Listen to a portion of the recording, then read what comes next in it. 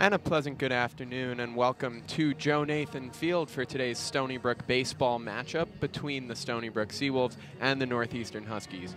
I'm George Karatzis, joined alongside by Kevin Broderick as Stony Brook opens their second weekend of Coastal Athletic Association play. Last weekend, obviously, dropping 2 of 3 down in Delaware. This weekend, they got a chance against one of the better teams in this conference to get their wits about them. Northeastern enters play, the hottest team in the conference, winning 2 in a row. Stony Brook, no slouch in itself.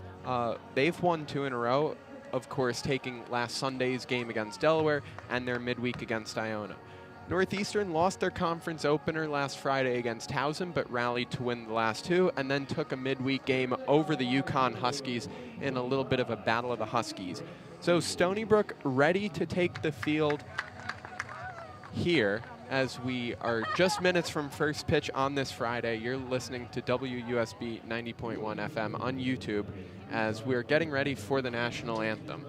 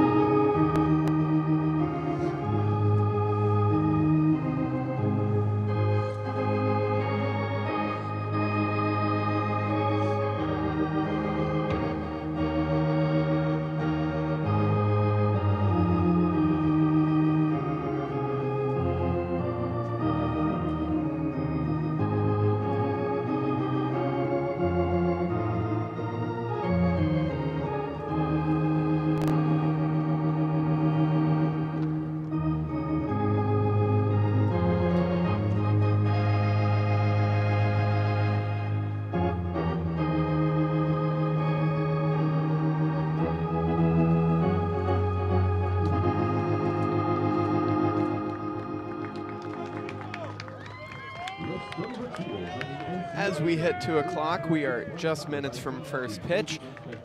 A bit of an interesting looking Stony Brook lineup today, a little bit unorthodox. Eric Paulson in concussion protocol, he's out of the lineup today. Johnny Pilla not at second base for the first time this year for an unspecified reason. From left to right in the infield, it's Evan Goforth at third, Matt Maselli over at short. Brett Davino gets a start over at second base with Nico Azpilicueta getting just his second inning in the field this year. He'll play first base. Luke Zepek does the catching, and then Matt Jackson, Chris Carson, and Chance Dowdy from left to right in the outfield. Eddie Smink, your Friday starter, as has been the case all season. And for these Northeastern Huskies, this is a team that last year was an offensive powerhouse. A bit of a different look this year as they sit second to last in the conference in batting average, but have the best team ERA in the conference. They'll lead off with second baseman Carmelo Musakia. Batting second is center fielder Cam Maldonado. Batting third, right fielder Ryan Garrity. In the cleanup spot is shortstop Jack Goodman. Hitting fifth is Harrison Feinberg, the left fielder. Jack Doyle, the third baseman, hits sixth. Will Fosberg, the designated hitter, hits seventh. Alex Lane playing first base, hitting eighth. And Gregory Bazo does the catching. He'll round out the Huskies' batting order, hitting ninth. So we'll tell you about Smink in a minute. Junior from Pennsylvania. Last year, obviously a great season before going down with an injury. This year has not found the same success. 26 in the third innings pitched, an ERA of 5.47. He has struck out 27 guys, the most of any Stony Brook starter, but a 300 batting average against, something that he will look to rein in. Something that Stony Brook as a staff will look to rein in is the earned runs allowed, as they have not lost a game in which they've given up 5 or fewer runs. So certainly something that Smink is going to try his hand at in this one. Carmelo Musakia digs into the right-handed batter's box. Smink's first pitch misses up and in with a fastball, and we're underway from Joe Nathan Field. Hello, George. Hi, Kevin. How are you doing? That was a very long-winded introduction, but I appreciate your baseball knowledge. Well, Kevin was dealing with our typical technical nonsense. Smink's second pitch bounced into the ground at short. Goforth gives ground, tosses across. Azpilicueta makes the grab. And a quick first out for Smink here in the first. It goes 5-3 from Goforth over to Azpilicueta.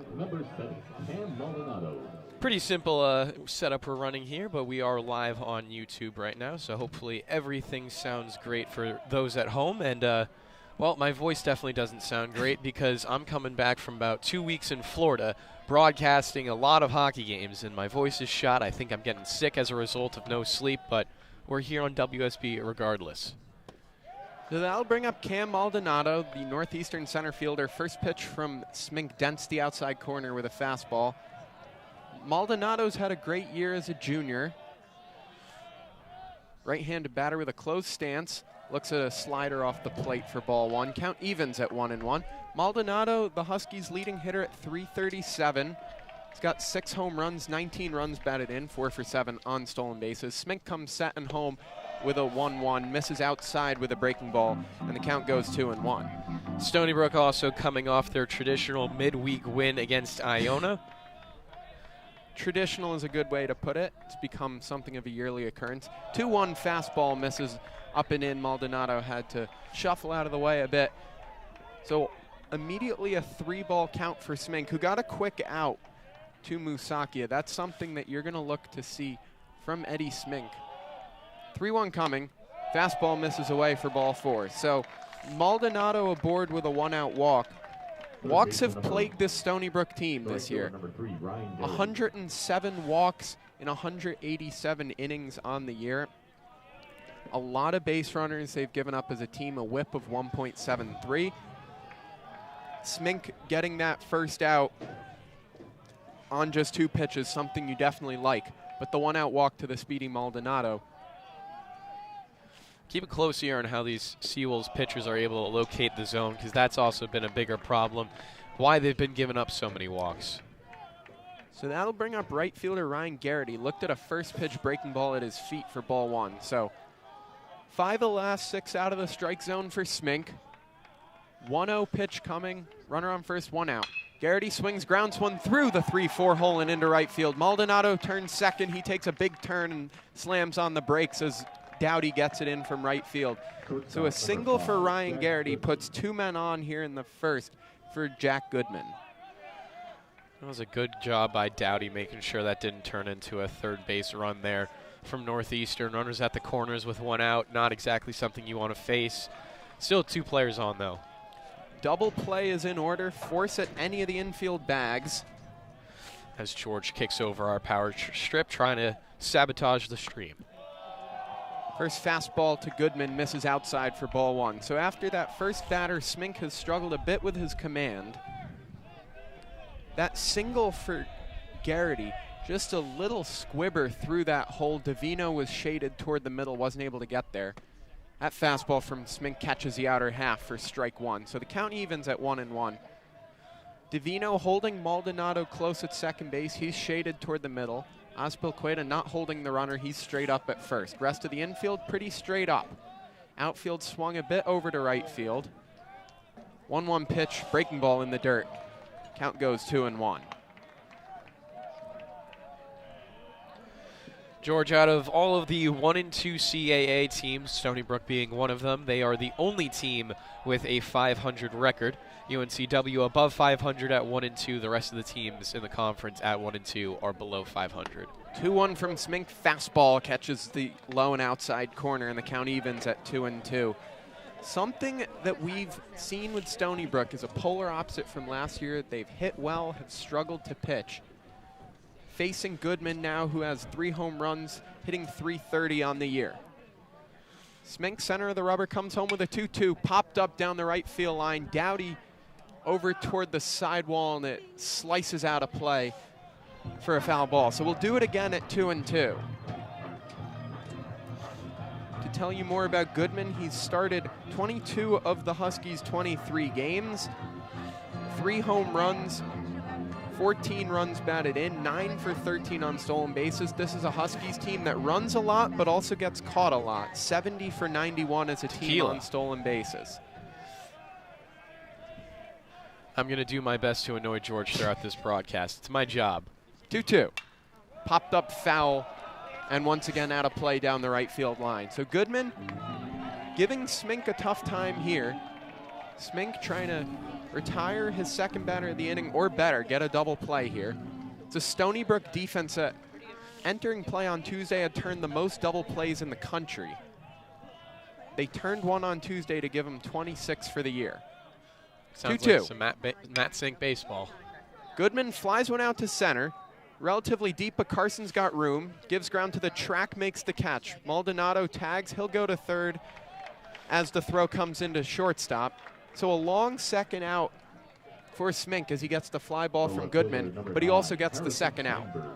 So runners at the corners now with 2 outs. Definitely something that I think Smink can feel comfortable with. Would love a strikeout to end the inning right now. Northeastern coming into this game, like George was saying, went 1-2 in their opening stretch against Towson. Also with a 3-game win streak, their midweek was against the Yukon Huskies.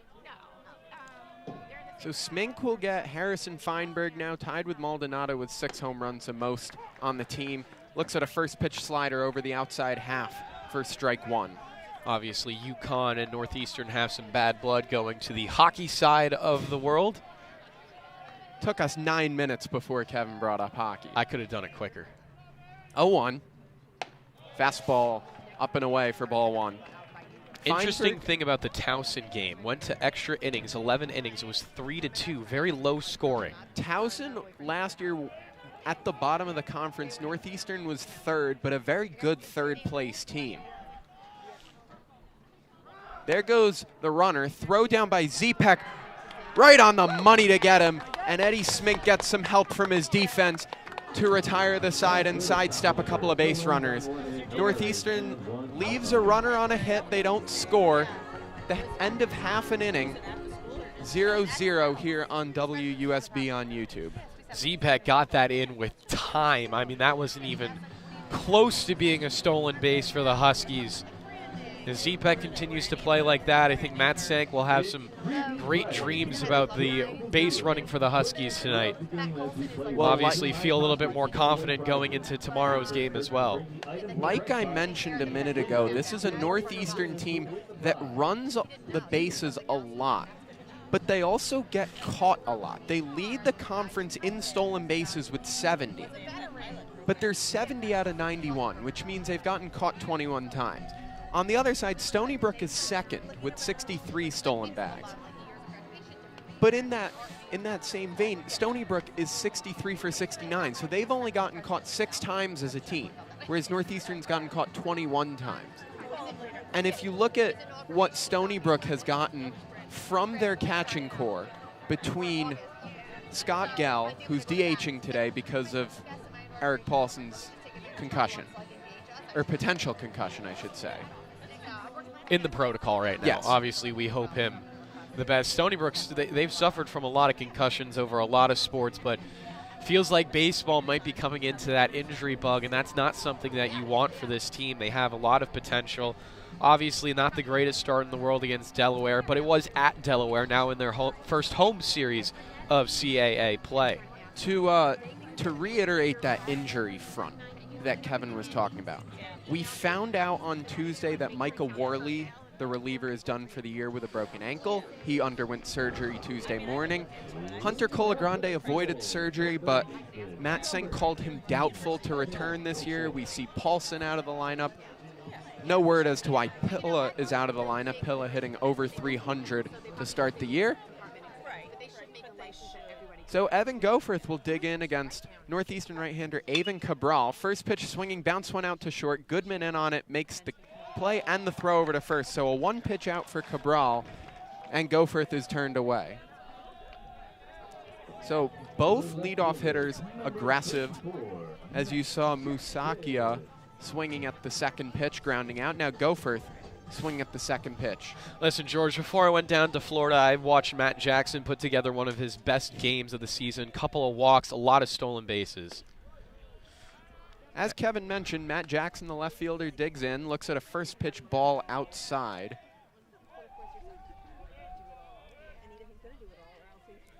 Cabral, right-hand pitcher, comes home. Breaking ball misses outside and clips off the glove of Bazo for ball 2. On the year, Cabral has been the Northeastern Friday guy, coming off a 7-inning shutout performance against Towson where he struck out 6. 2-0 catches the outside black with a fastball, and the count goes 2-1. Cabral on the year, 32 innings pitched. That leads the Huskies, 3.94 ERA. That start against Towson, just 1 hit allowed. 2-1 coming. Jackson fouls it at the plate. The count evens at 2-2. Cabral, a junior native of Lynn, Massachusetts. 5'11", 195 pounds on the mound. Uses his defense a lot, just 29 strikeouts in those 32 innings. Comes home with a 2-2. Jackson once again taps a breaking ball foul at the plate, and we'll do it again at 2-2. Jackson this year doesn't have the at-bats to qualify for any team leaderboards, but .353 batting average, OPS over 1,000, a couple home runs, 14 RBIs. He fouls another fastball back into the screen. And once again, a 2-2 pitch upcoming. Jackson getting into a good fight right now. Believe this is the first time in the season that he's batting second, George? Yeah, with Pilla and Paulson both out of there, a different looking lineup here. 2-2. Swings and taps one up the first base line. Lane comes up and it'll tick foul just at the last minute. So Jackson gets another life. That ball was fair for probably 88 feet. And then as Lane fielded it, just hit a bit on the outside of the proverbial chalk here, as obviously not chalk, it's Stony turf. Brook using turf. As most Northeastern whatever schools kind do. of chemical spray paint it is. Right-hand pitcher, left-hand batter, 2-2, bounce down the third base line, once again just foul. This time 180 degrees in the opposite direction. So Jackson getting a nice sprint in. 90 degrees. Yes. Yes, that would be 90 degrees. Because it intersects at the point, 90-degree angle. If you put 2 journalism majors try to do math. If you put 4 of them together, it would be 360 degrees total. And then, obviously, if one angle is on the other side of the angle, we're rambling. It would be the same. That's what I remember from geometry, something like that. Nonetheless, another 2-2. Jackson swings and taps this one up the line, so we'll do it again. So a long battle here between Cabral and Jackson. I was mentioning the stolen base efficiency. Jackson this year, none better, 10 for 10 on steals. The only guy with more Johnny Pilla on the Stony Brook side, but he's been caught 3 times. 2-2 coming. Jackson swings, loops one down the left field line, and that ball is down and it'll go into the corner. Jackson up to second base. He's got a 1-out double, and Stony Brook with a runner in scoring position here in the first inning. Listen, these Seawolves continue to rake. A .290 average. It's the 3rd best in the CAA. And, George, something that I want to point out about this 1-2 punch of Jackson into Aswaqueta, that's a lot of power between those two guys. Jackson obviously with a little bit more base stealing potential, but I'm sure Nico's going to enjoy coming up to the plate with a guy already on second and only 1 out. Aswaqueta enters play tied with his teammate Chance Dowdy, among others, for 8th in the conference in home runs. He's got 5 of them. Right-handed batter, looks in on the first pitch, breaking ball misses up and away for ball 1. Kind of brushed over this point, George, but again, Stony Brook, .290 batting average. It's the 3rd best in the conference, only behind Charleston and William and Mary. Seawolves lead the conference in home runs with 29, just 1 above Delaware. That pitch fouled at the plate for ball 1. Obviously, the Blue Hens and the Seawolves had their own little home run derby last weekend. Quite a bit of offense in that series, especially in that Saturday game, a game that Stony Brook lost 15-10, 9 combined home runs between the sides. 1-1, 1-out runner on second. First a look back at Jackson, he's in standing. A little casual getting back to the base there. Made me nervous for a second, but he knows what he's doing. To continue with Azpilicueta, those 5 home runs, he didn't hit one until that Sunday against Niagara, which was, I believe, the 11th or 12th game for Stony Brook this year. Another check on Jackson, this time just gets in with a slide. Went for that back corner of the second base bag. Musakia snuck in, got the front corner, but Jackson just snuck in the back door. I think Cabral got a good look at Jackson the first time, then went back to the well. Obviously, he can do that as many times as he wants here in the NCAA. Still a 1-1 coming to Azpilicueta. Swings, fouls a fastball right back toward us. That gave a couple of fans some jitters in the front rows. Azpilicueta on the year hitting a .297, 968 OPS with the 5 home runs, 19 runs batted in. Reaching base at a .427 clip. As so many of these Seawolves are, a team on base percentage of .397. 1-2 pitch coming, Jackson leads off second. First another look at him, caught him leaning and he throws it into center field. Jackson didn't realize he'll stay at second. They had him hung out to dry as he was leaning toward third base. A good throw would have gotten him. But the throw goes into center field and Jackson gets another life. Now Cabral with 2 good looks, but a third awful look. Got to question how many times is he going to continue to go back to that or just try to find the strikeout here on the 1-2 count. Cabral sets at the shoulders, comes home, swings and fouls one back toward the softball field over our heads and into the woods. I saw where it went, George. That's a retrievable ball right there.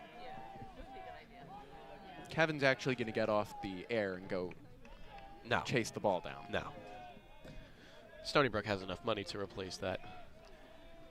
Stony Brook making Cabral work here. Another 1-2 to Azpilicueta. Swings, lines one towards center field. Maldonado giving ground. He dives and makes the catch. What a play by Cam Maldonado. Coming in to his right. In and to his right into a backhand dive. Lays out to take extra bases away from Nico Azpilicueta. Jackson was doing a good job there, making sure he tagged up if necessary. He was kind of hopping back and forth between second and third before he finally realized that play was going to be made. So thankfully, doesn't automatically assume that that one's going to drop. Hang a star on that one. Cam Maldonado taking extra bases and a run away from Stony Brook as Chance Dowdy swings first pitch, pops one up, lane in from first base. He'll make the play in foul territory, and Stony Brook turned aside in the first. They leave a runner on a hit. One left. The end of 1-0-0 here at Joe Nathan Field. George, the only difference between the inning for Northeastern and the inning for Stony Brook, Northeastern got 1 walk. But regardless, we stay 0-0 here at Joe Nathan Field. Well, and the other difference, Stony Brook really a couple of well-hit balls. Northeastern even their single, a little trickler through the 3-4 hole. Nonetheless, it all counts the same in the scorecard. We're scoreless as we go to the top of the second. Eddie Smink back to work.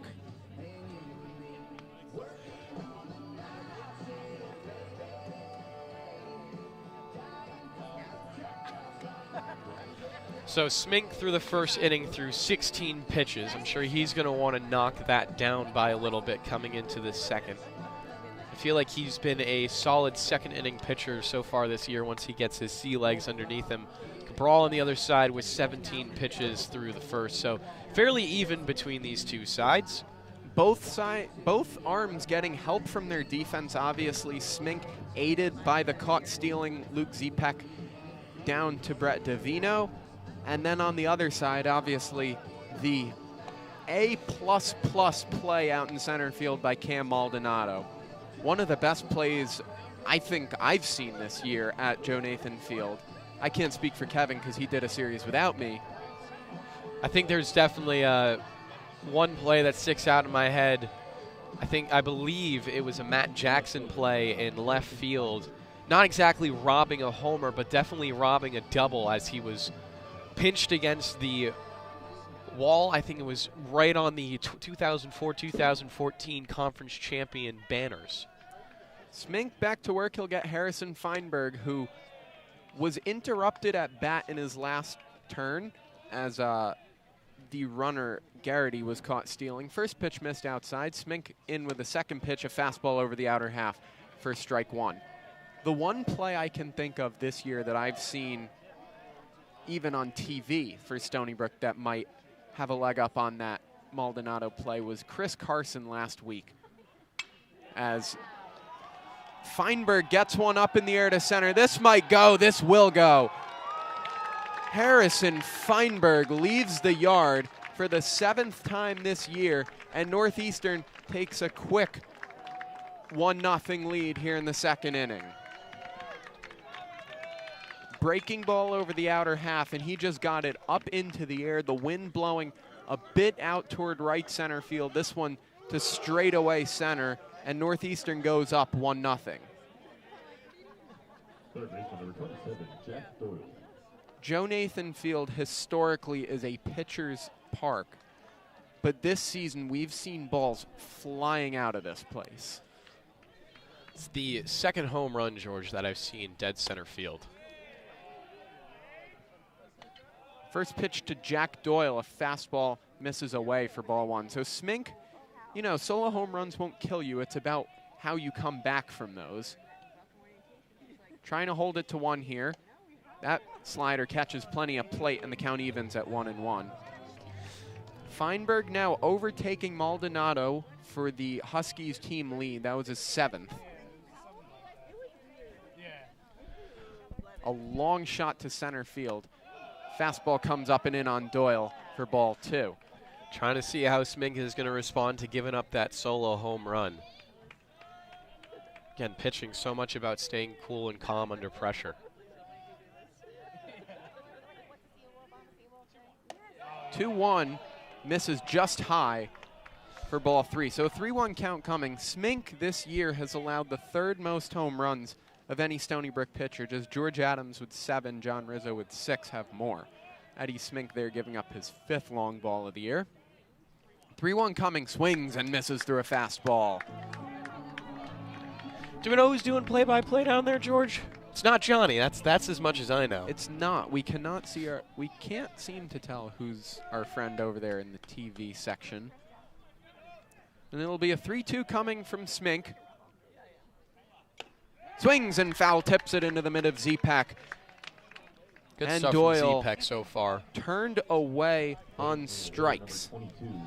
So Smink gets that first out, bounces back from the home run. That'll bring up Will Fosberg, the designated hitter.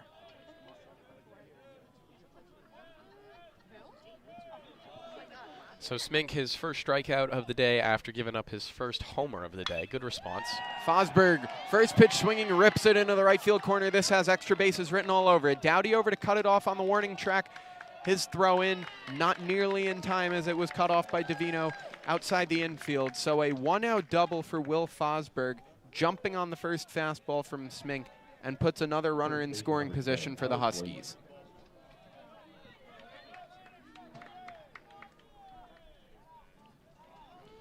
Huskies getting very aggressive on a couple of these at-bats. So that'll bring up Alex Lane, the 6'6" first baseman, a graduate student that last year, if I remember correctly, was hitting near the top of the Huskies batting order. First pitch from Smink misses outside for ball 1. Lane this year in 82 at-bats hitting just .220 with a home run, 11 runs batted in. Fosberg leading off second base, Davino keeping him close. Smink comes home, breaking ball just off the plate for ball 2. When me and Matt were doing a game together, George, Smink was doing a lot of that, just barely on the outside. Not missing by much, but he's not getting the calls. 2-0 to Lane. Fastball just misses somewhere. I think Smink is going to need some of those calls if he wants to go deep into this game. Last year, Lane hit .375 with 18 home runs and 80 runs batted in. This year, he's hitting 8th. 3-0. Fastball catches the outside corner. Really that same spot as the previous two. Got the call on this one. And that's just what it's about. Small adjustments for Eddie Smink. He's got to go back to that. Comes set at the chest. Looks back, comes home. Swings and misses through a fastball. And the count will run full at 3-2. Good heat for Eddie. Again, this inning has been a mental battle for him so far. Just came back from a 3-0 count. Lane leads the team in strikeouts with 31 in those 82 at-bats, so certainly susceptible to the punch-out. 3-2, first to look back at second.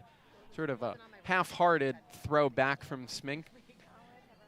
Davino just trying to keep that runner, Fosberg, close. Infield swung around to left field. Jackson gives Lane the left field line. 3-2. Swings and misses through a fastball for strike 3.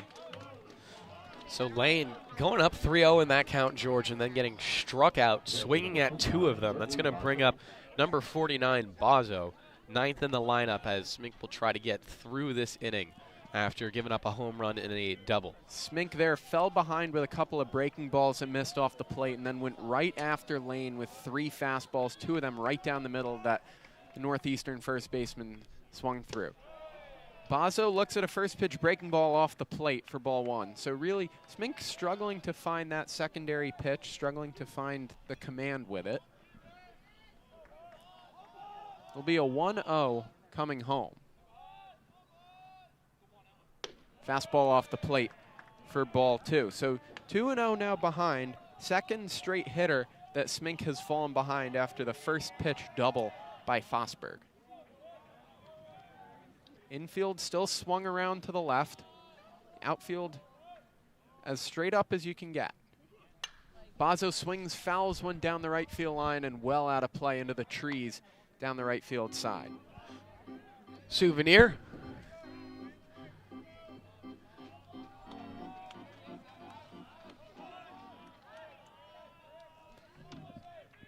Bozzo this year hitting .259 OPS, under 600.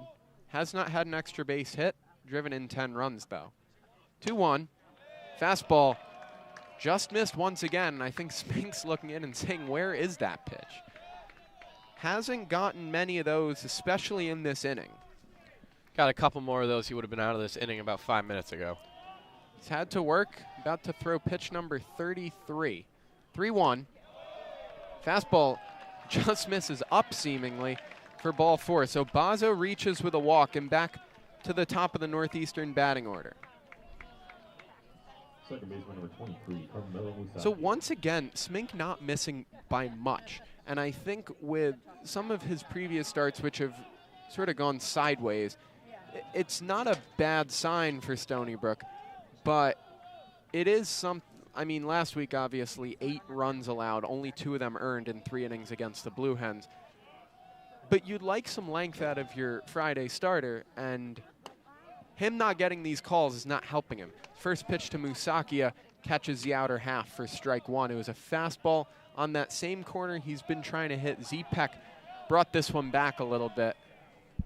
So he's ahead of Musacchio, no balls and 1 strike. 2 outs, 2 men aboard. That fastball misses up and away for ball 1. He's definitely getting some heat on these fastballs, though. We can hear it by the way it's hitting Zepek's glove. Musacchio, the right-handed batter, 0-1 on the day. Grounded out on the second pitch he saw in his last at-bat. Swings, pops this one up over the first base dugout. Azpilicueta over for a look, but it's out of play onto the roof of that dugout. Knocking off a little bit of dust as it goes. Musacchio this year, a couple of home runs, 12 RBI, a .294 average, OPS of .883. Musacchio, a junior, went to Fordham Prep in the Bronx. When was he there, George? Well, he's a junior, so do the math. Oh, so he's my age. Definitely knew a couple of guys who knew him then. 1-2. Swings and fouls one back. That one will reach the softball field. What about to second base? So we'll do it again on 1 and 2. Smink taking his time in between pitches. Infield completely straight up.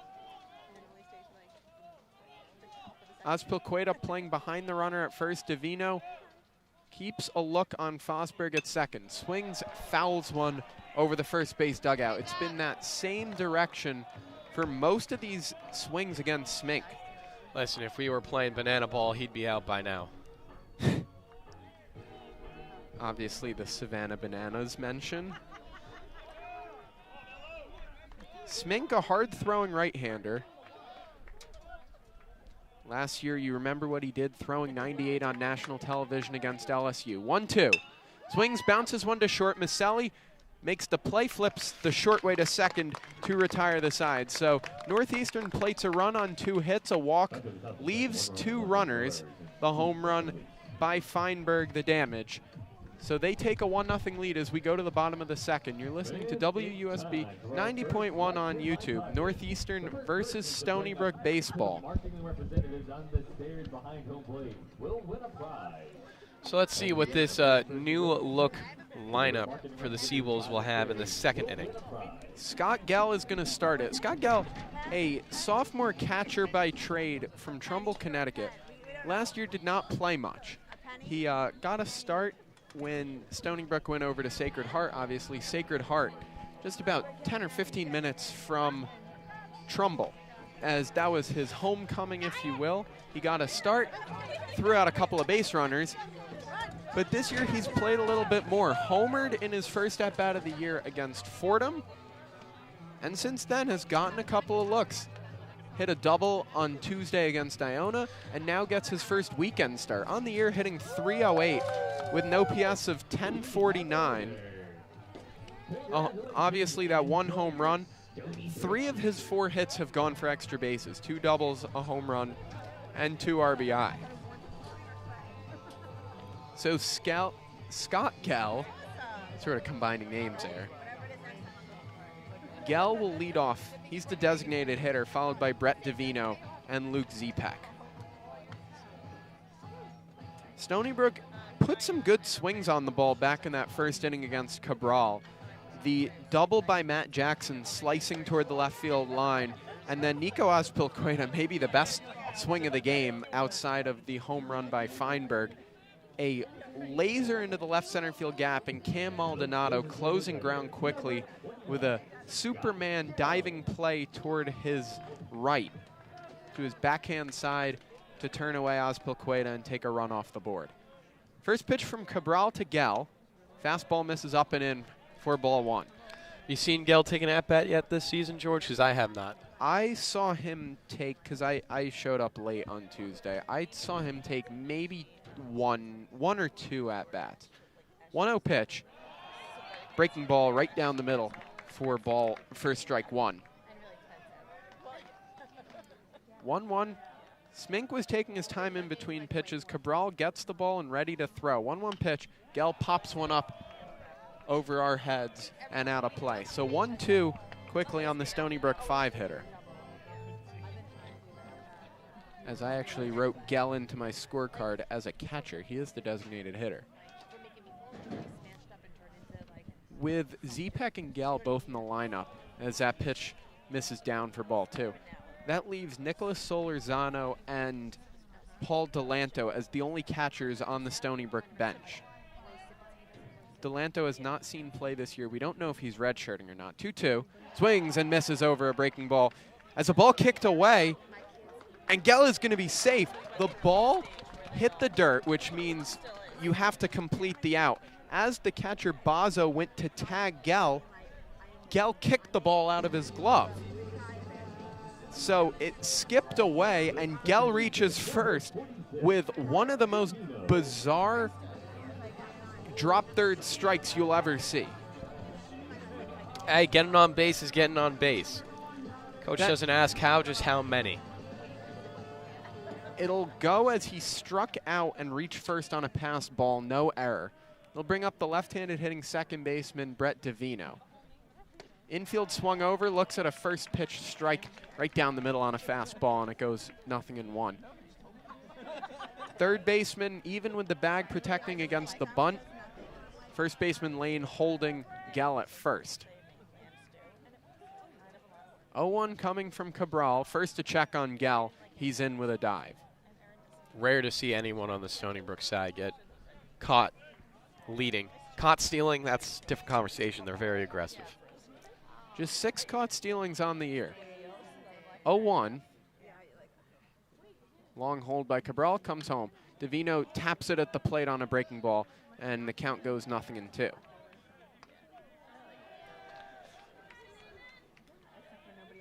You know, I've kept a lot of scorecards.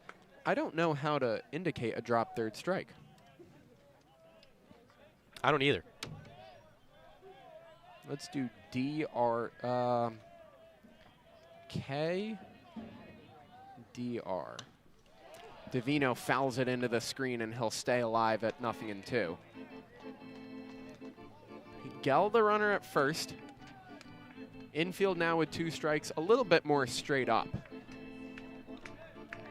Stony Brook getting their 2nd runner aboard here in the 2nd inning. Obviously, Jackson reached on the double back in the 1st. 0-2 coming.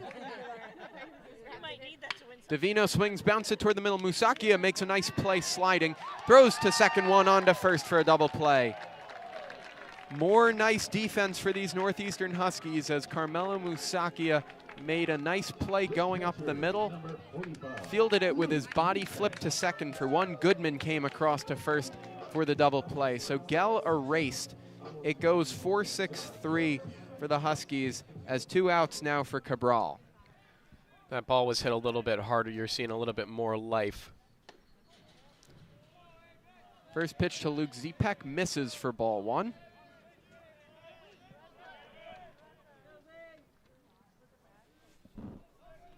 One-0 pitch coming.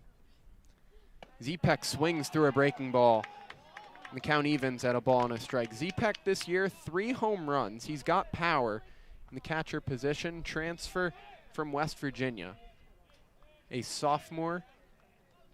1-1 pitch. Swings over a breaking ball for strike 2. Zepek's average just .235, a .770 OPS, but the 3 home runs, slugging percentage of .431. 1-2 coming. Swings, bounces it toward the line. Another nice play down the third base line. Throw across, not in time. So Zepek runs it out. Jack Doyle laying out down the third base line, likely taking a double away from the Stony Brook catcher. But it'll go as an infield hit. Listen, Stony Brook, they don't have a lot to show for it in terms of the runs they've scored because they're at 0, but they've been putting together some good at-bats and been getting nice hits. You can feel that it's coming for them. You look at the Azpilicueta line out, a well-hit ball. Even Davino's double play was well struck. It'll bring up Chris Carson, the center fielder, left-hand batter. Looks at a first pitch, fastball over the outer half for strike 1. Carson last week homered for the first time this year, hitting .255. Musakia out, overshifted into the outfield grass, as if it's not turf. First to check on Zepek. He's back in with a dive. Northeastern wanted a call there as the tag came on his leg as his arms went in. 0-1 coming to the left-hand batter. Carson swings, grounds it down to 3rd. Doyle stays down on it, bobbles briefly, throws across to retire the side. So Stony Brook puts a couple runners on. The double play erases 1. They leave a runner on a hit. At the end of 2, it's 1-0 Northeastern here on WUSB 90.1 FM on YouTube. Listen, Northeastern's going to have to continue playing the defense that they have through the first 2 innings if they don't want this game to get out of hand, because Stony Brook has been all over some of these pitches. Finding an extra hole or 2 would be the difference between a 0-1 and a 2-3-1 game. Both sides have swung the bats well, but only the 1 run to show for it. A nice change of pace from last weekend when it seemed like every ball that went up in the air was going over the fence.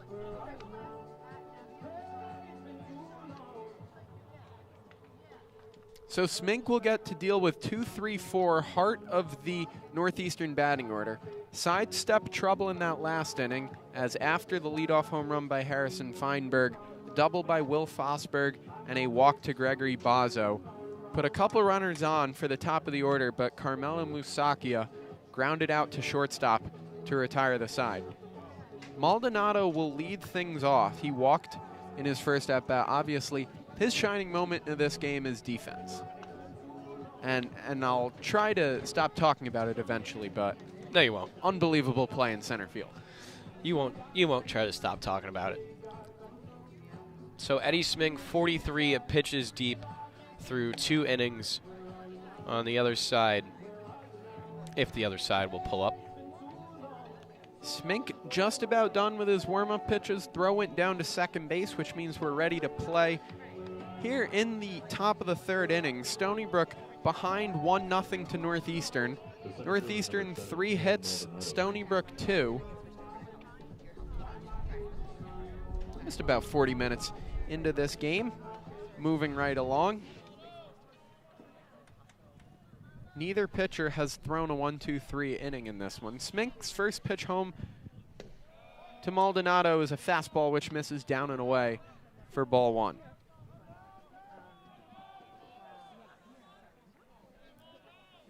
Smink in need of an easy inning. Stony Brook in need of some length. As that fastball fouled back into the screen, there's a count evens at a ball and a strike.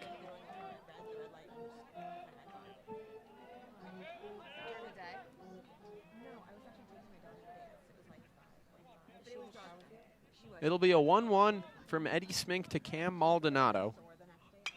Swung on and fouled back. It was a fastball riding up and in, and he just fouled it back toward the softball field. And Kevin, we have a situation as one of the golf carts is coming, and there was a deer on the path that just ran off into the woods. I can see it going now. It was about to get hit by the golf cart. I don't think it was going to get hit by the golf cart. Just misses with a breaking ball. Missed a bit high. The count evens at 2 balls and 2 strikes. Smink has not gotten some of those corner calls. It's been a small strike zone here. 2-2. Another foul ball on a fastball. So we'll do it again on 2-2. Smink about to throw pitch number 44 in this one as we play in the top of the 3rd inning. Needs a quick inning if he wants to go deep into this one. Season high in pitches, 107. 2-2. Swings, bounces it toward the middle. Davino, a nice sliding play up the middle. Throws to first to complete the out. Nicely done up the middle by Brett Davino as he returns some of the Northeastern defense on the other side and retires the first batter of the inning. Stony Brook with an irregular lineup, but they're still making the defensive plays they need to, and Eddie Smink has got to feel confident about the guys behind and around him. Smink, of his first 7 outs, only 2 of them have been via the strikeout. 3 ground balls in this one. Caught stealing, obviously helping him.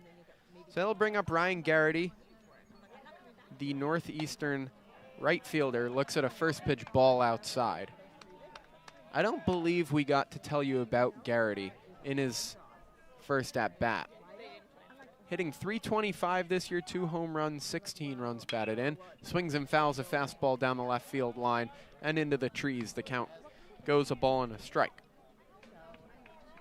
Garrity, an .889 OPS, started 22 of the 22 games he's played in. Left-handed batter, 1-1. Looks at a fastball inside for ball 2. Garrity, a sophomore from Franklin, Massachusetts. Not many transfers I'm noticing on this Northeastern side, something that Stony Brook's got a lot of. 2-1. Another fastball makes Garrity move his feet, and it goes 3-1. So if you go back to the first inning, Smink got the first batter with ease and then walked Maldonado. Now he gets Maldonado in relatively short order and at risk of putting Garrity aboard. I think Northeastern with a few more players that have come up with them because of the length they've been in the CAA. Garrity pops one up, shallow right, Davino out, Dowdy in, he calls it, and will make the catch head high for the second out. So 2 up, 2 down in this top of the 3rd for Eddie Smink. Now on a home run in an elevator shaft, if you will, way up in the sky. Shortstop number 5. Goes as an F9 in the scorecard. 2 up, 2 down for Smink. It'll bring up Jack Goodman, who flew out deep to center field in his first at-bat. Sun coming up a little bit here at Joe Nathan Field. All that means is we get more glare on our laptops. Lined into right field for a base hit. Goodman going after the first pitch, lining it into right field, as Smink will not get that elusive 1-2-3 inning here in the third. Might be kicking himself a little bit about that because he's already 53 pitches deep through 3 innings. Left fielder number 9, Harrison Feinberg. They'll bring up Feinberg, obviously delivered the keynote of this one early. A long home run to dead center field, his 7th of the year, back in the 2nd inning. No action in the Stony Brook bullpen of yet. First pitch to Feinberg, fastball catches the outside corner for strike 1. Goodman takes his lead off first. 9 for 13 stealing this year. First to check on him, back in standing. Like we mentioned, this Northeastern team loves to run the bases, but they also get caught a lot. Zepek has already gunned one down in this game, as he got Garrity trying to steal his 13th base of the year. Goodman takes an extra step, doesn't go. Fastball just off the plate for ball 1.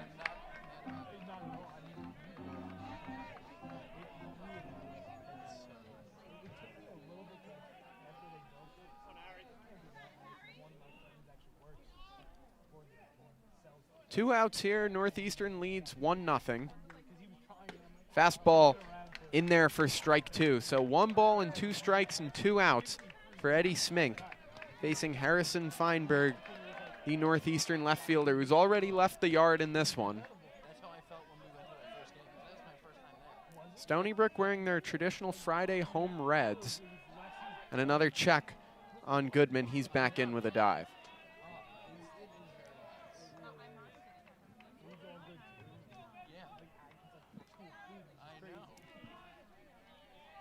Smink taking his time in between pitches. He's thrown over on Goodman a couple times. 1-2 coming to Feinberg. Swings and misses through a fastball, and Eddie Smink picks up his 3rd strikeout. Fastball over the outer half, got him swinging. And Smink gets around the 2-out single here in the top of the 3rd inning. Stony Brook with a chance to tie coming up in the bottom of the 3rd. Smink with his cleanest inning so far, George. It gives you a little bit more confidence that he's going to be able to go deep into this game. See if he continues to heat up. Stony Brook, on the other hand, I feel like Matt Sink probably not going to be talking about too many changes in terms of their offensive production. They've been getting good hits, just can't string them together in a proper order to score a run. Couple of nice swings in this one. Obviously got the freebie base runner on the drop 3rd strike that allowed Scott Gell to reach. But nonetheless, nothing to show for it through 2 innings. Stony Brook will lead off with their 9-hitter, Matt Maselli, before getting back to the top of the order.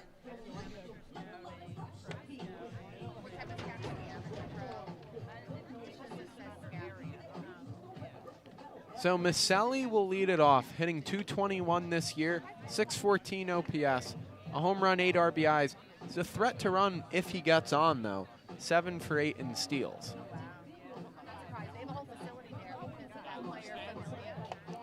We look at this Northeastern pitching staff, leading the conference in ERA by a good bit. 3.49 as a team, the next best UNCW 4.01 as a team. And, you know, just for good measure, the 3rd best is Charleston at 5.16. So a conference that struggles to pitch as a whole. Avon Cabral, the Friday starter, goes back to work. First pitch to Maselli. Maselli drops down a bunt. It's a good one down the 3rd base line, and they're going to let it roll foul. Doyle was not going to have a play if he picked that one up. so he let it roll foul, and it'll be strike one on Matt Maselli. Maselli, one of the few players I feel like in the infield, George, that's keeping his position the same.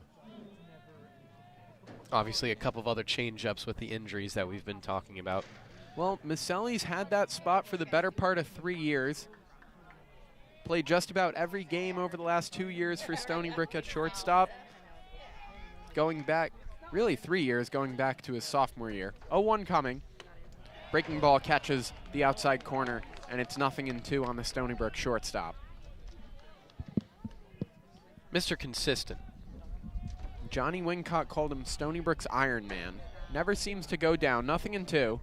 Breaking ball in the dirt for ball one.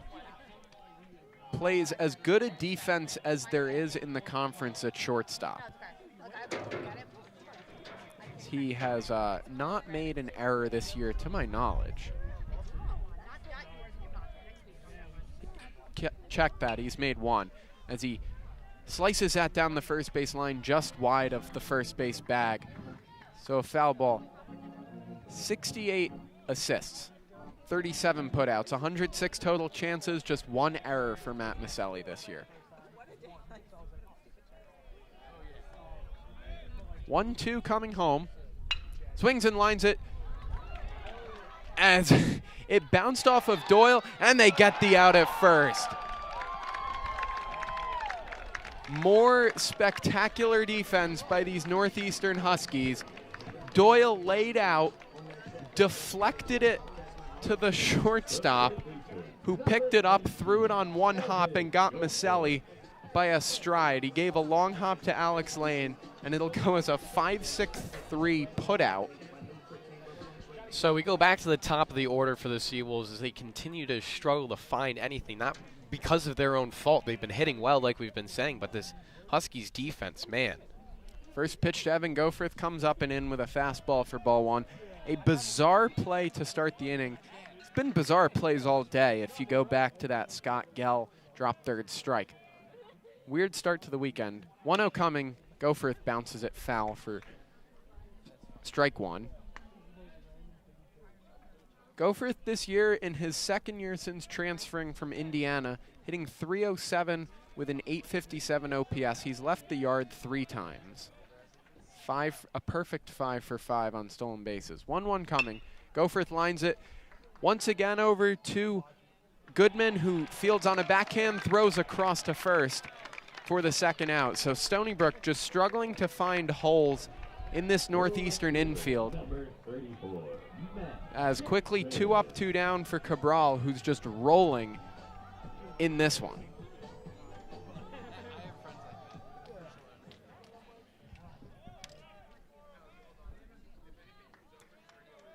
So back to Matt Jackson. Looks at a first pitch breaking ball which curls around the plate for ball one. Jackson 1 for 1 with a double in this one. Sliced that ball down the left field line back in the first inning to get on second base. 1-0 coming. Fastball just misses high for ball two.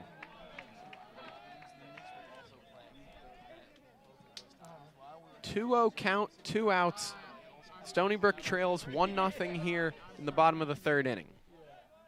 Avon Cabral into his windup. Fastball just off the plate for ball 3. Jackson has walked 9 times this year. It's the 5th most of any Seawolf. Azpilcueta, Paulson, Pilla, and Dowdy above him. 3-0 coming home. Inside for ball 4. So Jackson aboard for the second time today. That is the first walk handed out by Cabral. And that'll bring up Azpilcueta with 2 outs and a runner aboard. Stony Brook might need something from their power hitters. Jackson, one of them, but he's already on first, so Azpilcueta might have to fit that bill. If he gets something here, it'll be a 1-run lead for the Seawolves. Azpilcueta and Dowdy each tied with 5 home runs to top Stony Brook. As a check on Jackson before Azpilcueta sees a pitch. Jackson has drawn a lot of attention over at first base, 10 for 10 stealing bases. 2 outs, runner on first. Stony Brook chasing 1 here. First pitch from the right-hander to the right-hand batter. Swings and misses. A good changeup. Jackson with a delayed steal down to second. And they got him. The ball was fumbled briefly by Greg Bozzo. Jackson took off on it, and he's gunned down trying to take second. As Stony Brook leaves, well, they don't leave a runner. They get a runner on, but he is thrown out trying to take second base, and they do not score in the home half of the third inning. Still trail this one 1-0. Stony Brook, what, George, this their 7th time caught stealing this season? Well, that would not be classified, I think, as a caught stealing because the ball was bobbled by Bozzo and Jackson was not running on the pitch. It would be just caught advancing on a wild pitch. So different in the score sheet. That's how I would. Well, actually, no. They do give him a caught stealing on that. So that's not how I would have ruled it. So regardless of George's opinion, it will go down as their 7th. 7th caught stealing, first time Jackson's been caught.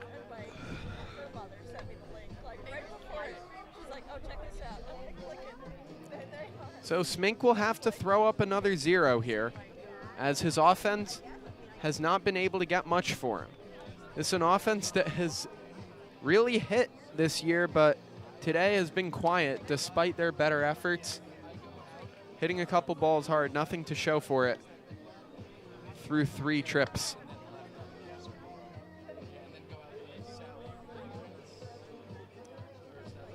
Kevin, dare I say it's starting to get a little hot here? Oh, it is. No, my back is heating up. I'm feeling like a salamander. Life is good. We are getting the sun. Of course, Kevin, as he loves to mention, is coming back from 2 weeks down in the Sunshine State. So. I honestly, George, never left the ice rink.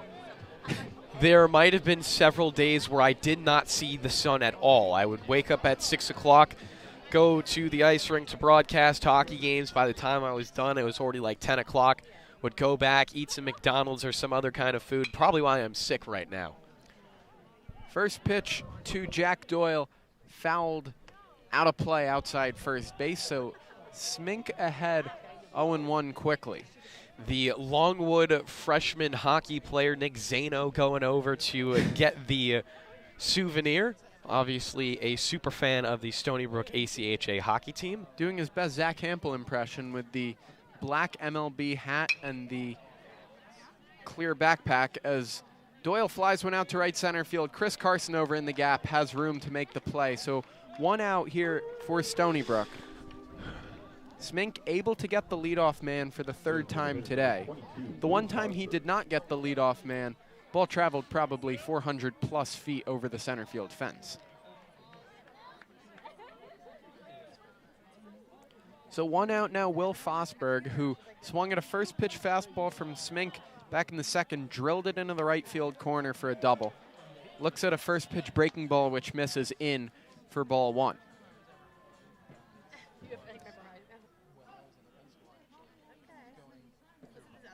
Fosberg swings and lines another one into right field. Dowdy plays this one on 1 hop. It'll hold him to 1 base, but a similar looking swing for the Northeastern designated hitter as he took an inside pitch and lined it into right field for a knock. Hey, listen, regardless of if it's on base or a strike or just a fly out, Eddie Smink's getting through this inning quickly. Just a couple of pitches and already seeing his 3rd batter. And that 3rd batter will be Alex Lane, the first baseman. Struck out in his first at-bat after getting ahead 3-0. Looks at a first pitch fastball over the outer half for strike 1. We mentioned the strikeout problems that Lane has had, striking out in 32 now of his 83 at-bats. 1 out, runner on first. Smink home with the 0-1. Fastball comes up and in for ball 1. Peck doing a good job not letting that one get behind him.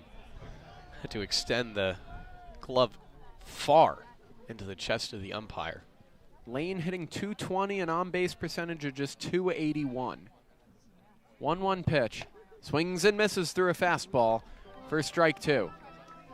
For those keeping track at home, Stony Brook softball just wrapped up with a win over Hampton in 8-1 fashion.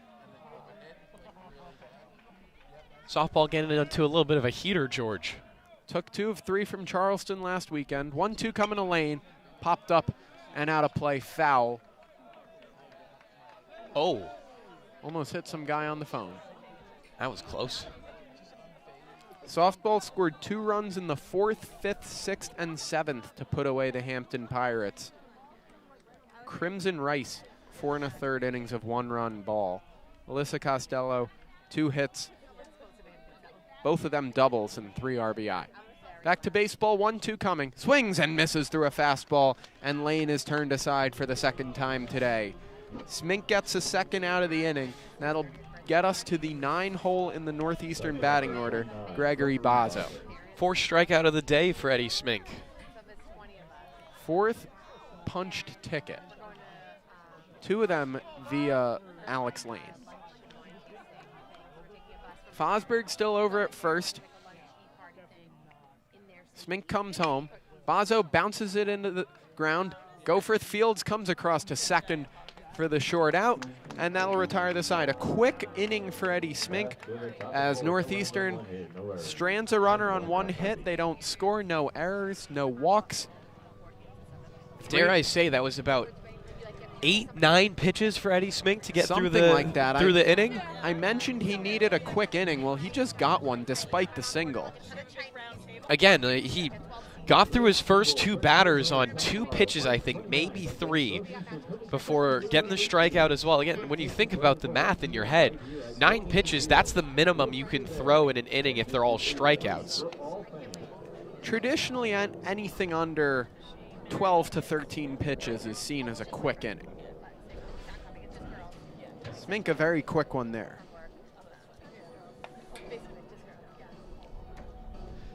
I'm going to try and find some scores around the CAA for you.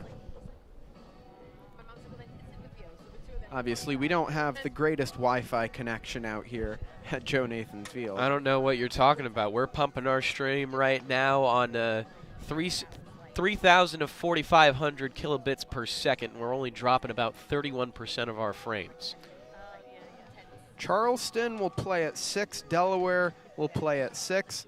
Let's see what Hofstra's up to. See, that's the thing with much of CAA play. Most of these schools have lights, which means most of these schools are not playing right now, whereas Stony Brook, we obviously do not have the privilege of playing night games at Joe Nathan Field. We have to stick with these 2 p.m. and 3 p.m. starts. Speaking of 3 p.m. starts, Monmouth and Towson just kicked off from Towson, Maryland. That's a 3 p.m. start.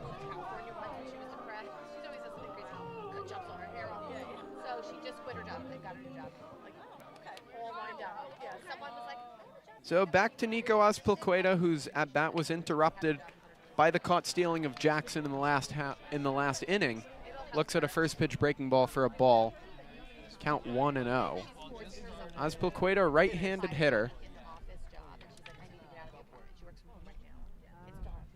Swings, taps one down the third base line. Doyle comes in for it. He's going to let it roll, and it is going to stay foul. It just trickled foul. Jack Doyle really letting that one roll, and Azpilicueta will have to come back and do it again. So an easier walk for number 40 back to home plate. Not the exact walk to home plate he wanted, though. Well, I think if he were rounding him, you'd call it a trot.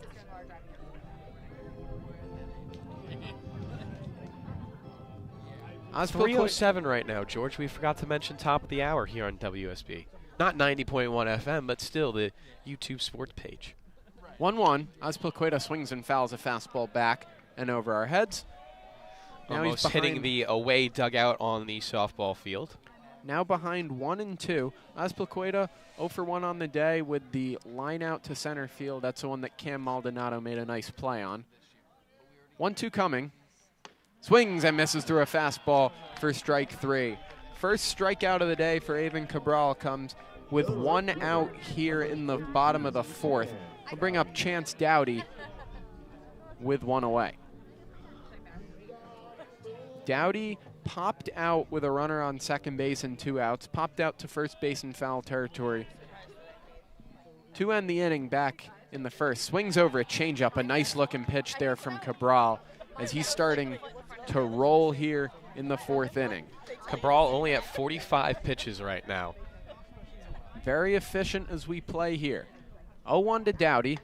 Another changeup, swings and misses. Stony Brook, they've been trying to get up on Cabral's changeup. It just has not been going well for them. This is, I feel like, the 2nd or 3rd time we've seen this same exact sequence. 0-2 coming. Fastball just off the plate. Bazo was looking to throw it around the diamond. Didn't get the call from the home plate umpire, who's had a small strike zone today. Nonetheless, just a 1-0 score. I think that first changeup that he got Dowdy swinging over was his best of the day. 1-2. Another one, he got him swinging. Back-to-back for Avon Cabral here to start the 4th inning. 2 quick outs in the Stony Brook half of the 4th.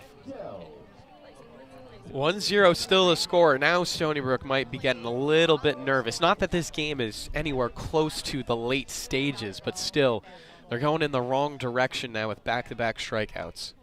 Scott Gell up to the plate, swings another check swing tapper down to third. Doyle comes in on it, throws across, and that'll retire the side. He got Gell by a step, and an uber quick inning for Avon Cabral, who just rolled. A couple of strikeouts there on Azpilicueta, and Dowdy gets the 1-pitch ground ball from Gell. Stony Brook turned away in the 4th. Smink back to the mound. He's already ready to go. The minute that inning ended, he sprinted back out there. As he's coming off his 2 best innings of the day, as he had a quick 3rd inning, worked around a single by Goodman, struck out Feinberg to end that inning, and then worked around a single by Fosberg to get through the 4th inning. That one was the very quick inning. But he'll get the top of the Northeastern batting order. It'll be Musakia, Maldonado, and Garrity. Musakia, a couple of ground balls to date. Maldonado, a walk and a ground out, and then Garrity, a single and a fly out. Mets play later on tonight. Mets do play later on. Obviously, now we have more to talk about on the sports section every Sunday night, 10 to 12. I get to my vacation time now with baseball back on. I can just say baseball, and George will go for a solid hour, maybe 2 full hours. Plenty of interesting storylines between the Mets and the Yankees this year as well. I don't even have to mention Juan Soto, but other ones are obvious ones, like the pitcher that started yesterday, George. Clay Holmes. Clay Holmes got the start for the Mets yesterday, his first start since 2018. Didn't go exactly as they planned, but still as a staff held a good Houston lineup to 3 runs, which is something I think you'll take throughout the year with the lineup that the Mets have. Listen, again, I'm going to try to remain as neutral as possible between the Mets and the Yankees throughout the year, because I'm just interested in watching those 2 fan bases tear each other apart. I don't need to get in between any of that. So Smink back to work. First pitch to Musakia, misses outside for ball 1.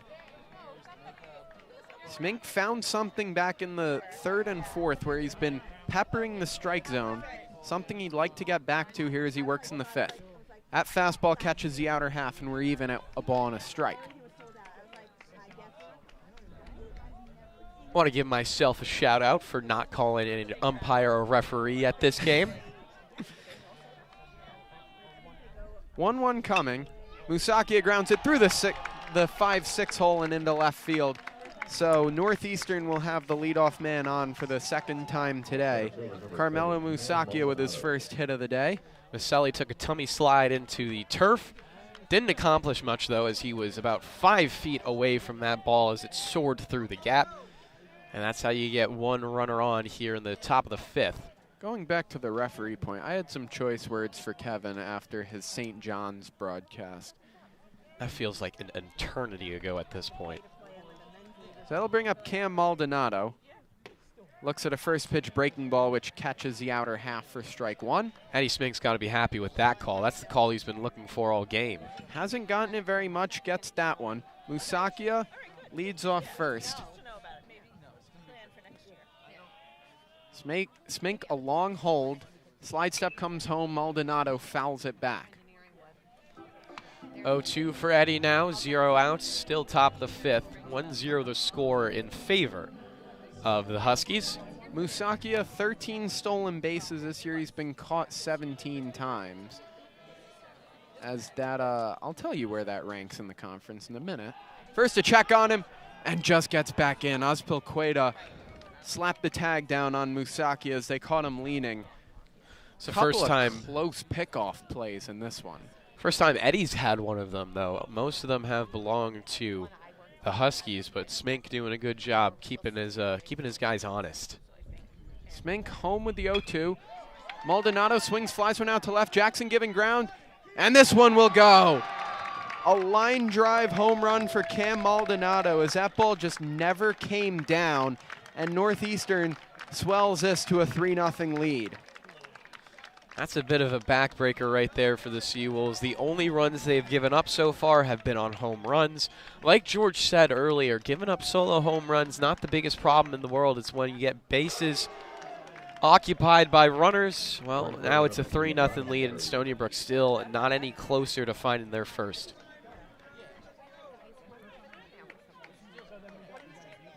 So the two big hitters in the Northeastern batting order, Maldonado and Feinberg, have now both left the yard as Ryan Garrity bluffs a bunt and pulls back.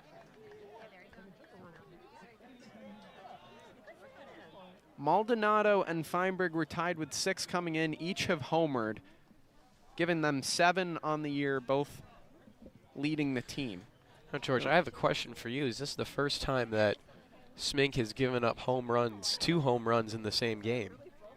I don't think so. I mean, maybe.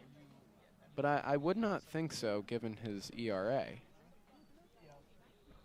Last weekend, I believe he gave up a pair to Delaware. Both of them were in the same inning. Obviously, an 8-run third inning for the Blue Hens door opened to that inning by an error by Johnny Pilla.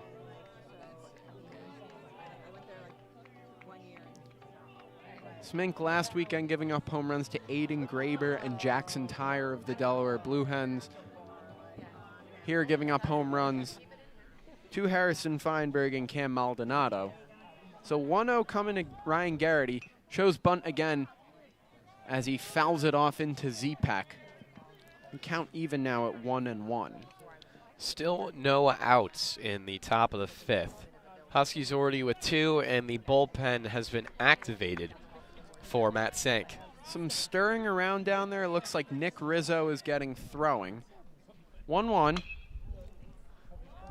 Garrity pops one up into shallow left. Maselli out. Jackson and Carson in. Carson takes charge to make the play. Nicely done by the Stony Brook center fielder to call off his counterparts and make the play.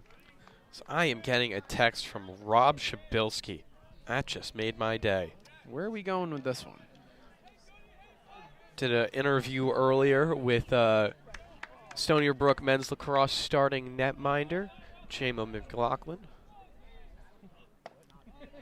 Jack Goodman looks at a first pitch strike on the outside corner for strike 1. Scoreboard put up a ball. I thought it caught plenty of plate.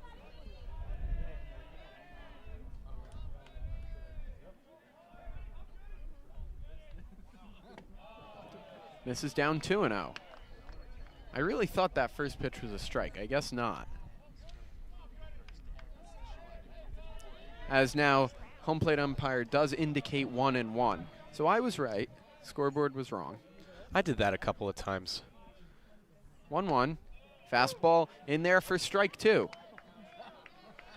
So after the home run to Maldonado, he's gotten ahead of Garrity and Goodman.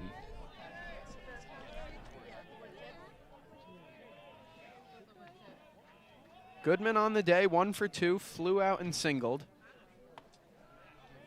Breaking ball inside, it looked like. Looked like it could have been called one of those that Smink has not gotten in this one. Count evens at 2-2.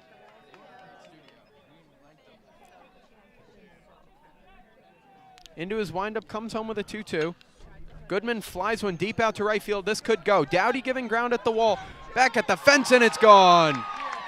Jack Goodman just sneaks one out over the right field fence, and Northeastern slugs their 3rd home run of the day, and they open this one up to a 4-0 lead. Wouldn't be surprised if the bullpen gets a little bit more accelerated now, as Smink has given up his 3rd home run of the afternoon for a 4-0 lead. Again, the saving grace about those home runs is the fact that 2 of them have been 1-run shots. But still, the Seawolves, like I said after the last home run, still not any closer to finding a score of their own. 4 runs is not something that has taken very much for Stony Brook to come back from historically this year.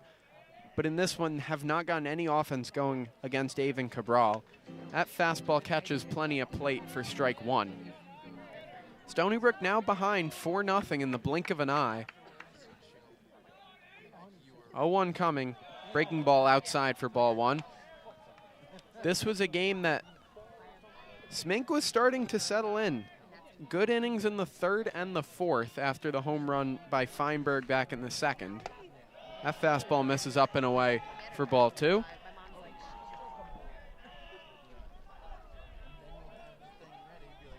Smink has given up 3 home runs, given up hits to 3 of the first 4 batters in this inning, as Feinberg takes an interesting cut, fouls it off toward the right.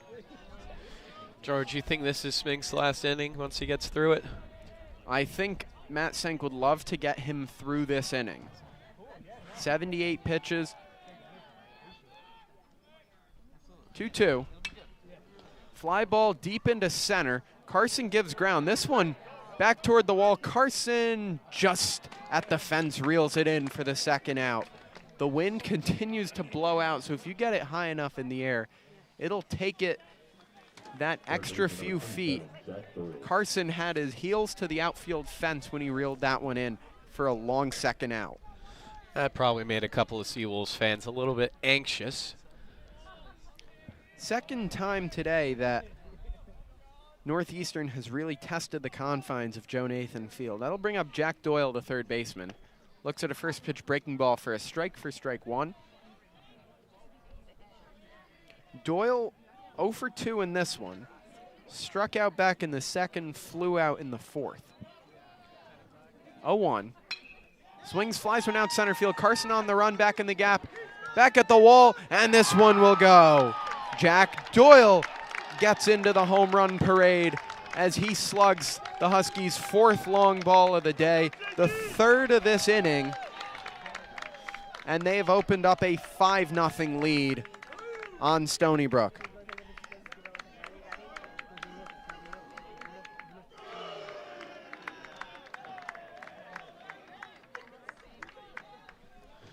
Matt Senk out to the mound. This looks like it'll be the end of the road for his ace.